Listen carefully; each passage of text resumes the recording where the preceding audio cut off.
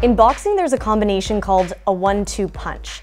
It's a left-hand jab followed by a right cross, two unpleasant and painfully quick hits. And unfortunately, the Canadian housing market felt just that. The first punch, more regulations, and the second, higher rates. Joining me to explain if we can expect a knockdown blow for housing is Michael Dolega from TD Economics. Thanks for being here. Thanks for having me, Sarah. I almost want to pause and dust my shoulders off. How impressed were you that I knew your boxing reference? I was thoroughly impressed, but I have to wonder whether you didn't just Google these a few minutes I before may have. I'm going to start with what you call your first punch. It's rules. You don't expect them to have a big impact on the housing market. You think we could see potentially more lending go to credit unions, but the big bank that's getting attention is the Bank of Mom and Dad. What are the trends there? Well, I think we're seeing, one of the reasons why the Bank of Mom and Dad is getting a lot of attention now is because of where house prices are, and particularly in the hottest markets. These prices are getting sort of out of control or significantly higher than many people can afford, and as a result I think a lot of people are relying more and more on these sort of living inheritances, if I can call it that, to get into the housing market. And I think the parents are cognizant of that and are willing participants in this arrangement.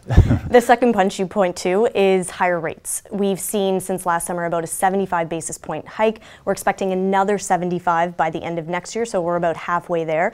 And we've heard how Canadians have record debt levels and lots of warnings because of that the market could potentially crash. But you don't agree. Why not?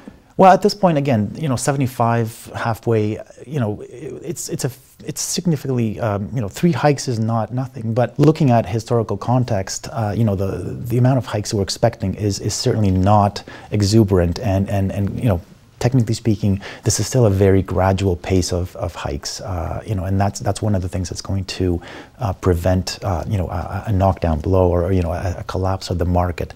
The 6 hikes over basically a year and a half is still relatively muted as far as historical context. When I bought a house, I remember the agent would say location, location, location. How does that feed into your outlook, especially with some of the hot markets like Toronto and Vancouver? Well, I think the important thing to keep in mind to me is that the Canadian housing market is not just one market. It's a combination of a number of them, and some of them are doing better than others. Some are highly overpriced. Some are very affordable. A couple of obviously Vancouver and Toronto are getting the most media attention, just given where prices are and the fact that they're becoming highly unaffordable. But there's a lot of markets that are doing quite well, and I think there's still a lot of upside for them. Quebec is one of them. Montreal is doing very, very well. And it's doing well because of the fundamentals that are supporting it are very, very healthy. Job growth has been strong. Quebec has been one of the fastest growing provinces, and as a result, that housing market that has been underperforming in the past years is actually now doing better. At the same time, some of the maritime provinces are still highly undervalued.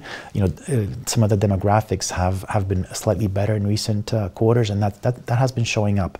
And lastly, I guess the prairies, if we can talk about that, they're recovering, and that's something that we're seeing.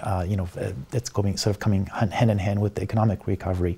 But again, it just goes to show how every market is really in its own cycle in a sense, and there's a fair bit of divergence and variety between Canadian housing markets. Not a blanket answer for the whole country. No, not at all. So I have to ask you, I want to close off by saying we've had strong jobs and solid economic growth in the last few years, really, which has propped up housing. For 2018, do you expect this to be the year where we see the blow to our market? No, I don't think so. Again, it's going to be, it's more of a body punches, I think, that are I'm sharpening going up to on be all of my boxing lingo right now. We're just, I think that ultimately, yeah, we think that these are going to hurt, but they're not going to be knockdown punches whatsoever. And I think going forward, there's still a fair bit of good news for the housing market. Michael, thank you very much. Thanks for having me, sir. A link to Michael's full report is available below.